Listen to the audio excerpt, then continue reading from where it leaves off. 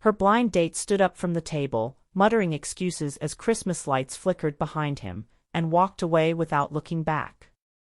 She sat frozen, tears slipping down her cheeks, thinking the night couldn't get any worse, until a tiny hand pressed onto the table, a small voice whispered "Don't cry," and a bright-eyed little girl in a red velvet dress asked the 6 words that would change her life forever, "Can you be my new mom?" Snow floated softly outside the restaurant windows, settling like delicate lace across the glass, but Emma barely noticed. All she could focus on was the hollow echo of the chair scraping the floor as Ethan, her highly anticipated Christmas blind date, stood up and prepared to leave. He hadn't even touched his drink. "I'm sorry," he said, shifting uncomfortably as though her very presence was a burden. "You seem nice. But you're not what I expected." Not what he expected. The words punched through her like an icicle. Emma bit the inside of her cheek, willing the sting behind her eyes to stop. She had tried so hard tonight. She'd bought the emerald dress because her best friend insisted green made her look like a gemstone. She'd curled her hair even though it never stayed. She'd rehearsed answers to common date questions, trying to sound interesting rather than painfully ordinary. But none of it mattered. Ethan gave her an apologetic half-shrug, the kind that felt like salt thrown into an open wound. "I hope you have a good Christmas," he said quickly, already turning away. And then he was gone, disappearing into the soft golden glow of the decorated dining room, leaving her alone with a table set for 2. Emma swallowed hard. Around her, couples laughed, glasses clinked, soft music drifted. Everywhere she looked, Christmas seemed to be happening for everyone except her. She reached for her napkin, pressing it to her damp cheek, wondering why she ever let herself hope. She wasn't extraordinary. She wasn't dazzling or memorable or breathtaking. She was Emma. She stared at the plate in front of her, untouched and suddenly unbearable. Her chest tightened. Maybe she should leave before the waiter returned and saw she'd been abandoned like an unwanted ornament. But before she could stand, before she could even think, she heard the tapping of tiny footsteps approaching her table. A little girl, no older than 3, toddled up wearing a red velvet Christmas dress with white fur trim. Her blonde hair was tied in 2 uneven pigtails, and she clutched a small knitted teddy bear. She stopped beside Emma's chair, looking up at her with big curious eyes. "Why are you sad?" the little girl asked, her voice soft and sincere, the way children speak when they haven't yet learned how to hide the truth. Emma blinked, startled. "Oh. I'm okay," she said, forcing a small smile. "Just a little emotional." The girl frowned as though she didn't believe that for a second. Then, without warning, she climbed onto the empty chair across from Emma, her short legs swinging as she settled in. Her teddy bear flopped onto the table. "You're not okay," the child declared simply. "You look like my daddy when he thinks I'm not watching." Emma inhaled slowly, her heart twisting. She glanced around for the girl's parents, but no one seemed to notice she'd wandered off. "What's your name?" Emma asked gently. "Lily," the girl said proudly, pointing to herself. "Like the flower. My mommy picked it." There was a softness in the way she said mommy, but also a hint of longing, a faint tremble that didn't belong in a child's voice. Emma leaned forward slightly. "Does your mommy like Christmas too?" Lily shook her head. "She's in the sky. Daddy says she watches the stars with the angels." Emma felt her breath hitch. The ache in Lily's voice was so raw, so pure, it lodged itself inside Emma's chest. Before she could respond, a man rushed toward the table, his face etched with panic. He was tall with tired eyes and the expression of someone who carried too many responsibilities alone. When he spotted Lily, relief washed over him. "Lily! You can't just run off like that." He stopped when he saw Emma, suddenly aware he had interrupted a stranger.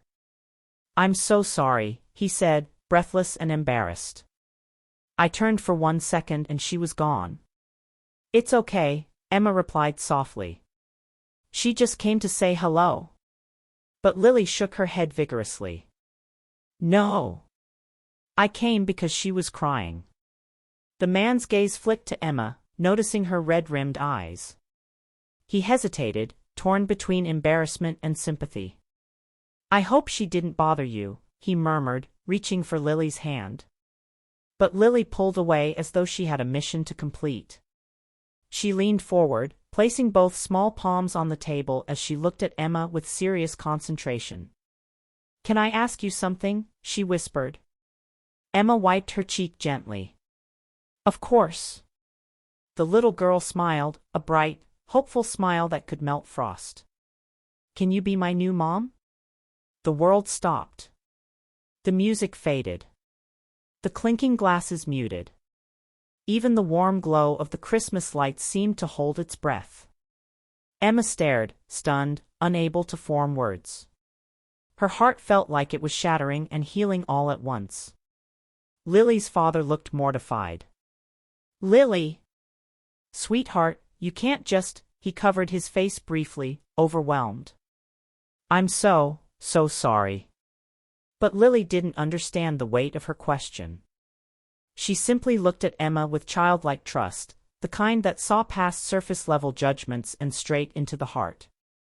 Emma swallowed, her voice trembling when she finally spoke. Why would you ask that, sweetheart? Lily hugged her teddy bear. Because you look kind. And lonely. And Christmas is for families. Daddy says we're still looking for ours. Emma felt tears spill again, but this time, they weren't from rejection. They were from something deeper. Something unexpected. Something beautiful. She glanced at Lily's father, who looked torn between apologizing again and sinking into the floor. He opened his mouth, then closed it, then finally spoke. Lily's mother passed away last year, he said quietly. It's been hard. For both of us. Emma nodded softly, letting his words settle. She understood loneliness intimately, but theirs was a different, heavier kind. Still, here this little girl was, offering her heart to a stranger who had just cried alone at a table. Emma reached out and gently touched Lily's tiny hand. I don't know about being your new mom, she said with a tender smile. But I'd love to be your friend tonight. Lily lit up like a Christmas star. And for the first time that evening, Emma felt something warm unfurl inside her, a flicker of hope, fragile but alive. She'd come expecting a blind date. But maybe fate had something else in mind entirely. The warmth of the small candle between them flickered gently, reflecting in Lily's excited eyes as she scooted closer to Emma, chattering about how much she loved Christmas lights and gingerbread houses. Her little legs swung under the chair, bumping against the wood rhythmically. Emma found herself smiling, really smiling, for the first time that night. Lily's father, Daniel, sat down reluctantly, unsure whether he was intruding or rescuing Emma from his daughter's boldness. He looked exhausted, yet there was kindness in the lines around his eyes. I don't want to disrupt your evening, he said, his voice quiet but sincere. We can move to another table. Before Emma could respond, Lily crossed her arms with dramatic flair. Daddy, that's rude. She's our friend. You don't leave friends. Daniel sighed deeply, rubbing his forehead. She's very determined. Emma chuckled softly. It's okay. Really? I'd like it if you stayed. Something in the way Daniel looked at her then, surprised, relieved, almost grateful, made her chest tighten. Unlike Ethan, he didn't look past her. He looked at her. They ordered small desserts, hot cocoa for Lily, coffee for Daniel, and a slice of warm apple pie for Emma. The table that once symbolized rejection now felt like a strange new beginning. As they ate, Lily asked endless questions. Do you like Christmas? What's your favorite animal? Why were you sad? Emma answered gently, honestly. She didn't tell Lily everything, but she didn't lie either. I was sad because my night didn't go the way I hoped, she said softly. Lily nodded knowingly. That's okay. Sometimes nights don't listen. Daniel laughed under his breath. She gets these little wisdom moments from her mother. A shadow crossed his expression, but he didn't look away. Somehow, the grief in his eyes didn't frighten Emma, it made her want to reach out and soothe it. So what brings you two here tonight?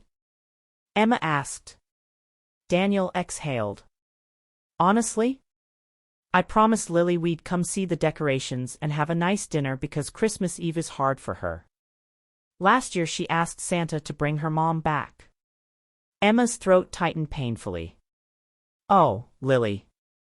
But Lily lifted her chin proudly. It's okay. Daddy said Mommy watches from the stars. I like stars. Daniel looked at his daughter with such love that Emma felt the ache of it deep inside. Here was a man who wasn't ashamed to care fiercely, to grieve honestly, to do his best even when it broke him. And here was a little girl who still believed that magic could fix the world. When their desserts were done, Lily wiggled restlessly in her seat. She leaned forward, whispering to Emma as if sharing a secret. Can we go look at the big tree? Daddy said maybe, but he's shy. Daniel groaned softly. I'm not shy. I just didn't want to interrupt this nice woman's night any more than we already have. Emma felt herself smiling. I'd love to see the tree. Lily squealed and grabbed Emma's hand with her tiny fingers. They walked toward the enormous Christmas tree in the restaurant lobby, dazzling with gold ribbons, red ornaments, and lights that sparkled like 1,000 captured stars. Lily circled the tree giggling, and Emma watched her in quiet awe. The pure joy radiating from the child made it impossible to feel lonely. Daniel stepped beside Emma, hands in his pockets, voice low. Thank you. She hasn't smiled like this in weeks. Emma glanced up. You don't need to thank me. I should be thanking her. She saved my night. He studied her for a moment, his gaze softening. Did something happen before we came over? Emma stared at the lights, letting their glow blur slightly. My blind date left before the appetizers arrived. Said I wasn't what he expected. Daniel's jaw tightened. Then he's an idiot. Emma blinked, startled. What? Anyone who can look at you and think you're not enough, he's a fool. Her breath caught in her chest. She wasn't used to someone defending her, not with that kind of conviction. Before either of them could say more, Lily ran back and tugged at their hands. Come on. We have to make a wish. A Christmas wish has to be done by 3 people or it doesn't count. That's the rule. Emma laughed lightly. Is that so? Lily nodded fiercely. Yes. Daddy and I are 2 people. We need one more. That's you. Emma knelt down beside her. Okay. What are we wishing for? Lily closed her eyes tight. A new family. Daniel nearly choked. Lily. But Lily shrugged innocently. What? You said families can be made. And you said you'd know when it felt right. And my tummy feels funny like butterflies. That's how I know. Emma swallowed hard. She didn't want to intrude on something so delicate, but Lily wrapped her little arms around both of them, pulling them closer. Come on. Wish. Emma hesitated, then closed her eyes. She didn't dare wish for what she really wanted. But she wished, for Lily's happiness, for Daniel's healing, for a chance to see what this unexpected moment could become. When she opened her eyes, Daniel was already looking at her with an expression she couldn't read, but it made warmth spread through her chest like a lit candle. Lily yawned then, leaning against her father. The night's excitement had finally drained her small body. Daniel lifted her gently into his arms, and Lily nestled against him, clutching her teddy bear. Daddy, she mumbled sleepily, can we keep her? Daniel flushed bright red. Lily. Emma laughed softly. I think your dad needs time to think about that one. Daniel met Emma's eyes again, this time with quiet courage. Or maybe, time to ask if you'd like to see us again. Emma's breath caught. Hi. I'd love that. His relief was visible, like a weight sliding off his shoulders. Then maybe we can do a proper dinner. One where no one leaves early. Emma smiled. I'd like that too. Lily stirred. Good. Because she's my friend.